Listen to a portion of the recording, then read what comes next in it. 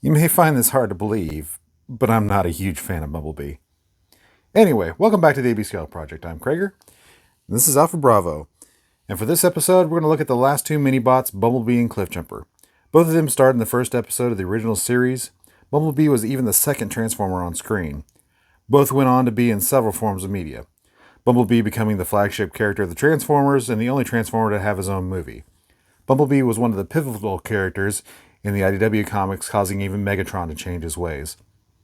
Cliffjumper has mostly been relegated to being a Bumblebee repaint, but in the 2005 IDW comics continuity, he was a tough little warrior that just his descriptions would send Decepticons running in fear. For the toys, once again I don't have all the molds and I haven't represented all the molds. Most notably, I'm not looking at the alternative molds because they don't look like any media representations. I'm also leaving out the Energon Cliffjumper because it isn't an IDW or G1 look. I do have my custom Point Blank in as a recolor for stand-in for the T30 Bumblebee and Goldfire. Titan's Return Chase is in for the Titan's Return Bumblebee.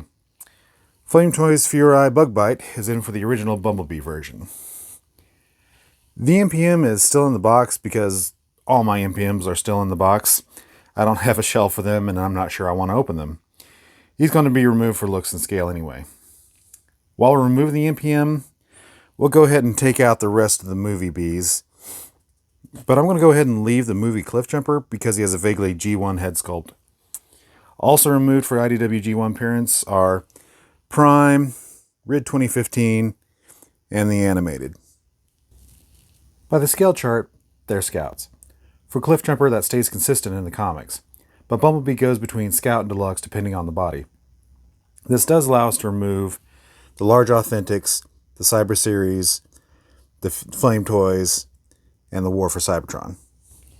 For playability, I'm removing the G1s, the Pretender, Throttlebot Goldbug, and the small Authentics.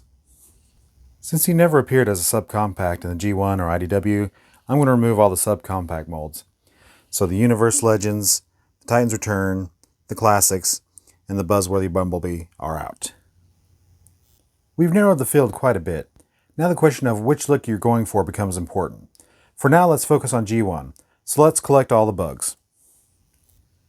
For our VW bugs, we have the Impossible Toys Bumblebug, Earthrise, the version 1 Masterpiece. The version 2 MP is about a head taller. I've also got Fans Project's Dionaut in for the New Age Flipper, Hot Soldiers Cliffjumper in for the Hot Soldiers Bumblebee, and Cyberburst Bumblebee for Toy World B. Cube M Bow has an oversized knockoff of the New Age that is about the same size as the Earthrise B. Since we're focusing on G1, we can eliminate all the deluxe size, so the MPs and the Toy World are out. I'm also going to remove the New Age because it's too small for Scout. For aesthetics, I'm going to remove the Impossible Toys and the Hot Soldiers. So we're left with the Earthrise and the KBB. Between the two, I like the official release better. So for G1, the Earthrise Bumblebee takes it. If you want his Episode 1 Cybertronian mode, Moss Toys does have their skiff, but it's more of an MP scale. Now we'll look at the IDW Bumblebee. But the question is, which one do you want? We've got 12 different bodies to look at.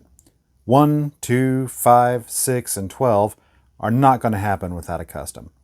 Number 3 is the Pretender B look, but it's close enough to G1 that you can use the Earthrise. 4, 7, and 8 are close enough to the Thrilling 30 Bumblebee that my custom is standing in for. 10 is the Goldfire version of the mold. For number 9, we do have some options.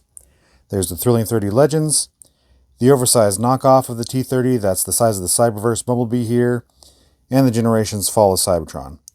Now we've already eliminated the FOC for scale, and in the comics this body is a Scout class, so the only option is the T30 Legend scale. For the last one, number 13, this is the Evergreen design. Since we've already eliminated the Authentics for playability and scale, that leaves us with the Cyberverse toys. For me, the winner is the deluxe version.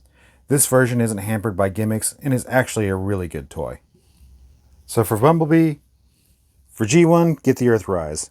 For IDW, you can use Earthrise, the T30, the T30 Legends, or the Cyberverse Deluxe, depending on what look you're going for. As a side note, the Hot Soldier's Iron Hero makes an excellent Hearts of Steel Bumblebee. I keep him on my shelf for Centurion from the Talisman Saga toward the end of the IDW 2005 continuity. For Cliffjumper, we can follow the same logic as Bumblebee with less options. So for G1, the Earthrise wins. For IDW, he only had 4 bodies instead of 12. The only one you're going to get without a custom is 4, which is the G1 representation, so Earthrise is that one.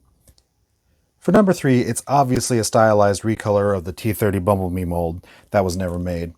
But if you squint hard enough, you could use the Studio Series Cliffjumper.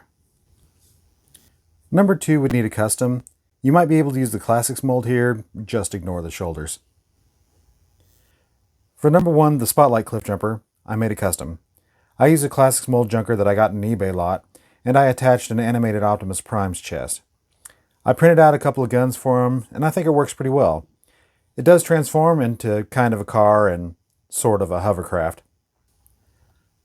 So the winners for Cliffjumper are Earthrise for G1, and IDW customs or repurposes for the other bodies. Since we're in the neighborhood, we'll look at the other characters derived from the Penny Racer molds. Without customizing, your best Glyph, Tapout, and Bumper are the Impossible Toys Glypher, Tapper, and Bump. For Bugbite, the best choice is the Generation Selects. You'll just need some repro labels for the tribal tattoos.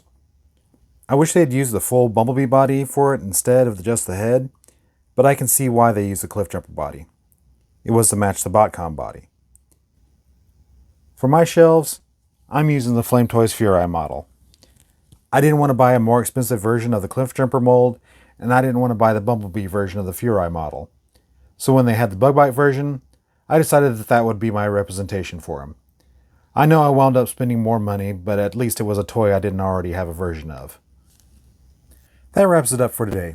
Thanks for joining us today on the AB Scout Project. If there's a character you'd like to see, put your request in the comments below. Please like, share, subscribe, and I'll see y'all later.